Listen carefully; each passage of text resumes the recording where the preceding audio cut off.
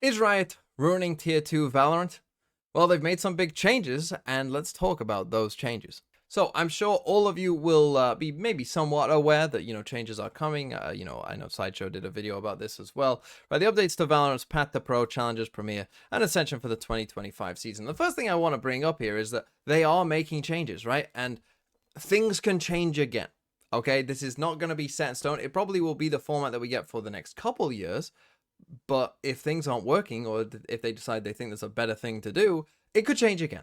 The second thing I want to talk about is what Riot's priorities are, because I think when you look at it through the lens of Riot and what their priorities are, these changes do make some sense.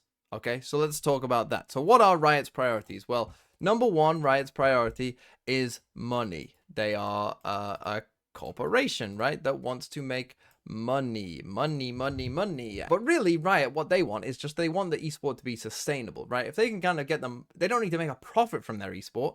They can gain all of the benefits from it if, just the net is, if they can make it the cost $0, if they can get it to get to zero, that's a good spot to be in for Riot. So this is what they're probably aiming to do. How do they get money, right? Sponsors, they're important. How do they get sponsors? Fans, people, eyeballs watching it, you watching their esport. That's what's kind of important to them. And this is what their focus is, right? And you have to view it through this lens. This is what matters to Riot, right? And you'll notice that teams and orgs and players, they aren't in there. And particularly when you're looking at this, most of you who are watching this video and watch Riot's esports will be tier 1 fans, right? You might watch a little bit of tier 2, but most likely, I would guess, for most of you watching this, you will probably watch the tier 1 of your region, right? And you might watch some tier 1 of some of the other regions as well. And you might watch a tiny bit of tier 2. And so when you think about that, the focus is going to be on tier 1 and how to make tier 1 a better product so that more fans watch it, so they get more sponsors, so that they can make more money.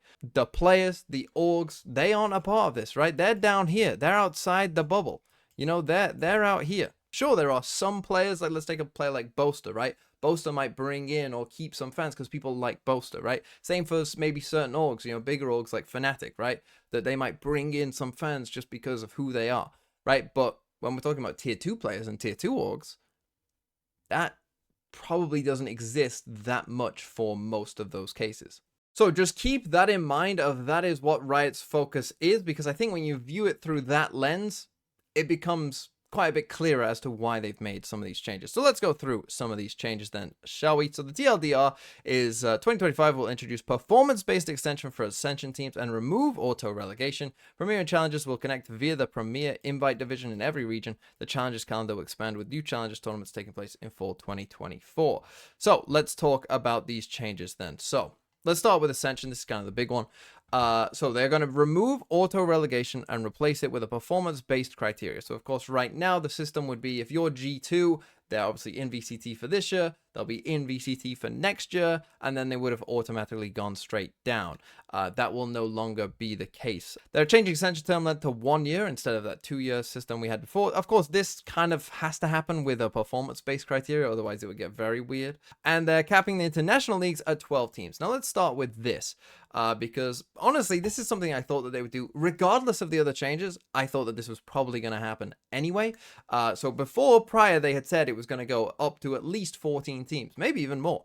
But now it's going down to 12 instead. Why have they decided to do that? Well, one, there was going to be probably some calendar concerns with like 14 or more teams. Because of course every game, Riot wants every game to be on its own, playing on its own, so that, they don't want to have multiple games at the same time.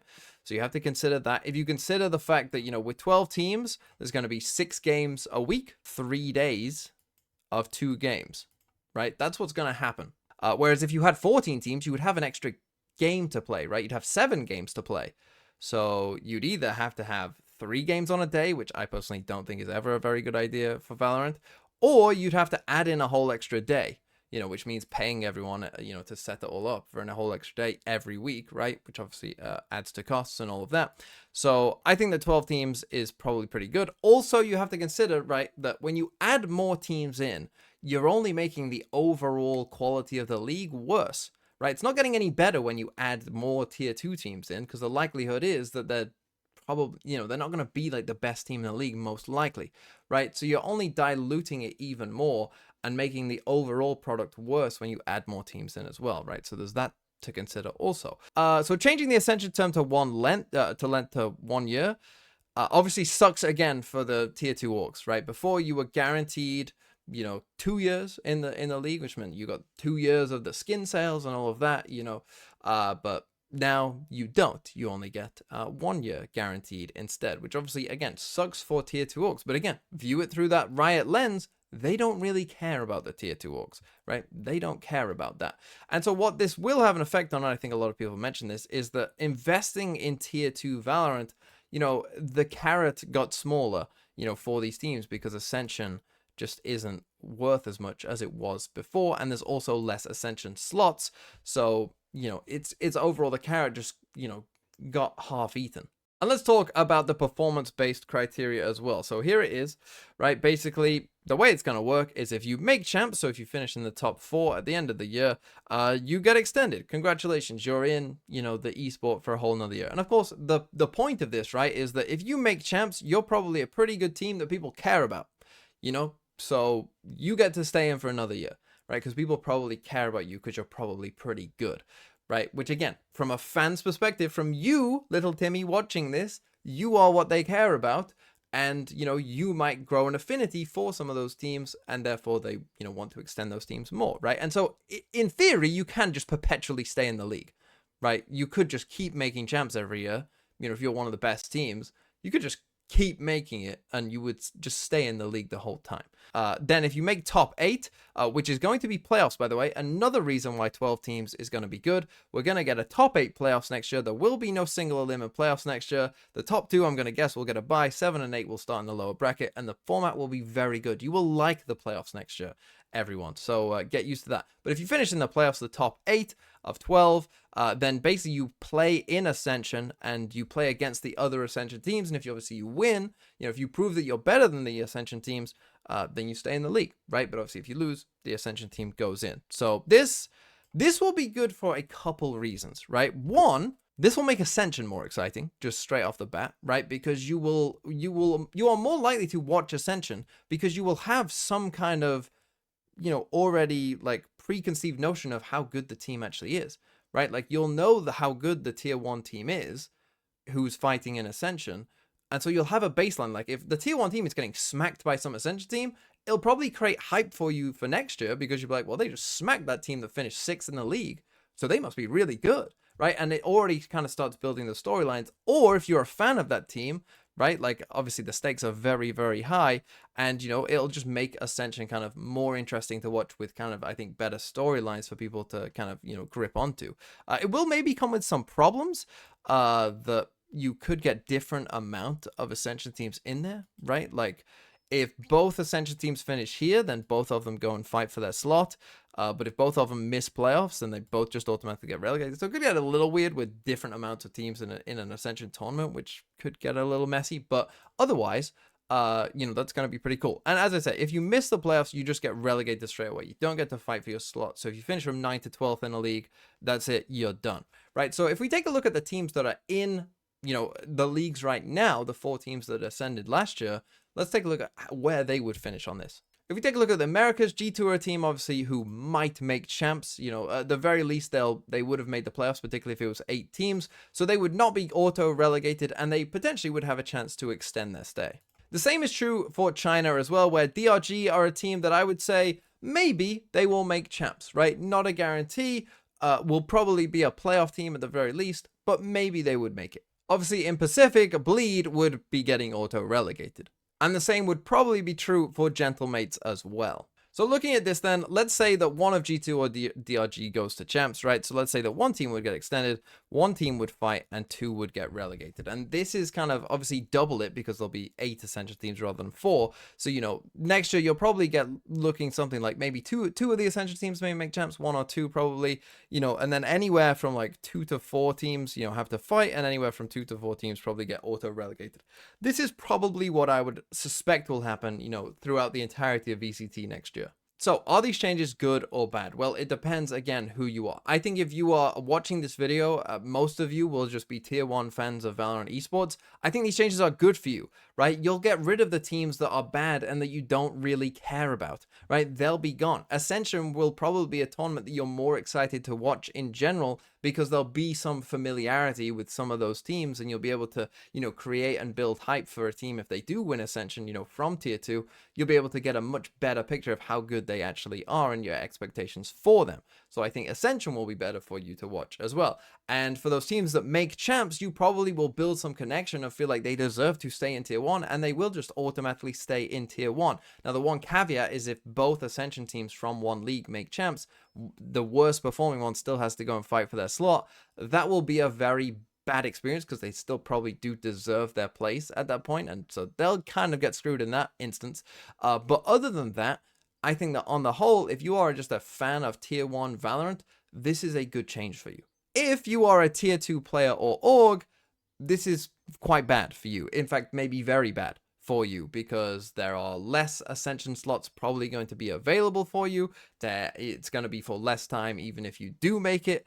And so what you'll probably see is maybe less investment in tier 2 Valorant esports overall. In fact, I think a model that you will probably see quite a lot from next year on, whenever Challenger starts, you'll probably see what happened to Turtle Troop, right? Who became Dark Zero Esports. So Turtle Troop are, doing pretty well in NA Challengers, and they're a good team, and they win, and they look like a team that has a chance maybe to win Ascension, right? And so an org picks them up. I think that this is what you will see a lot of, right? Where if you are a free agent team that is doing well midway through the season, someone will pick you up, but they probably won't pick you up at the start of the season.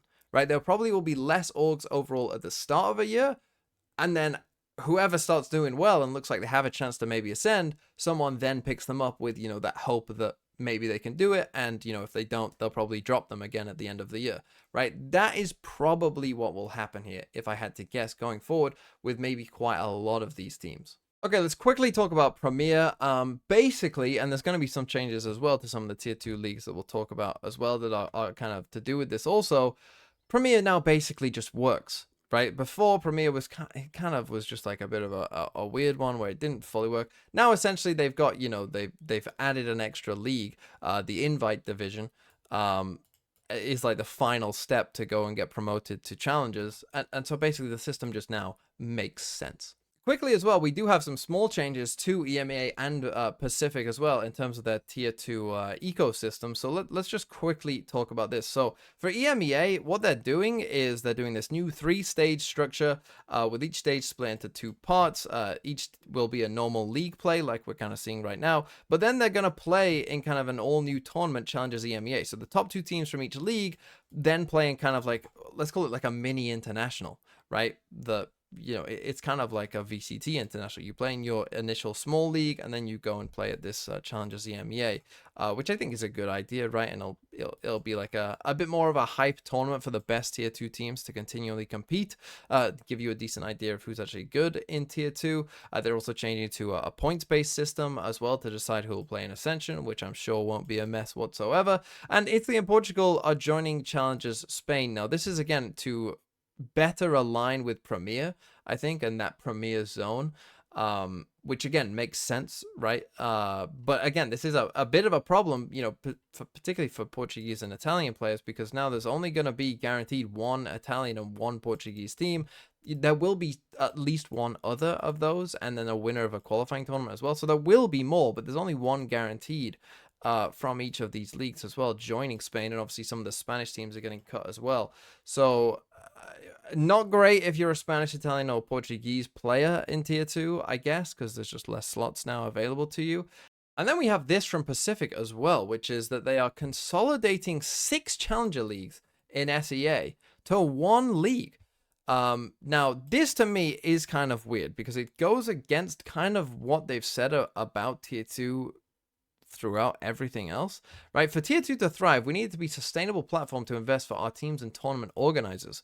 Most challenger leagues are still struggling with viewership, leading to difficulty with commercialization. Now, this is the weird part to me, that again, when you hear Leo talk about this, like, he's never mentioned like that being a priority for tier 2, because again, like, as I said, like tier 1 is where most of the eyes are, most of the sponsorships are, most of the money is, right? So they care about, making sure that that has eyes on it. But tier 2, Leo has always said, like, it's just a place for, people to essentially, prove themselves and, get better at the game. But this in APAC, reads as, no, we're not doing that. Which you could argue is like a positive in a way, because they're trying to make, the Challenger League like an actual league that people want to watch, which I guess. But it goes against what they've said before. The carrot of Ascension is not attainable for the large majority of tier 2 teams, which is why it's important to create a system that's sustainable for teams and players who stay in challenges. And again, if you have listened to Leo talk about this, he's specifically said that he doesn't want tier 2 pros to exist in a way, right? He wants, like, either you're good enough to play in tier 1 and you either, get, signed by a tier 1 org, or you get ascended to tier 1, or, you just stay there for a bit, but if you're not good enough, you just get replaced in time, right? That's the way that Leo has kind of talked about tier 2 before. So, but this is the exact opposite, where, we want a system that's sustainable for teams of players who stay in challenges. So we're trying to make a system that is now sustainable for tier 2 teams, which again is not what Leo has ever said before. This, by the way, is from Jake Sin, who's the head of like the APAC Riot, esport division. So yeah, this is obviously, again, it's the same sort of thing where, there's just going to be less teams, less opportunity for, people overall. But then again, like, maybe this becomes a league that is sustainable and is one where you can just be a tier 2 pro in APAC. So again, there's costs and benefits to both systems, I guess. And so overall, I think this is a net positive for almost all of you watching this video, because you essentially are getting prioritized over the players and the orgs. And that's just the way Riot are going to run this system, and that's the way it is.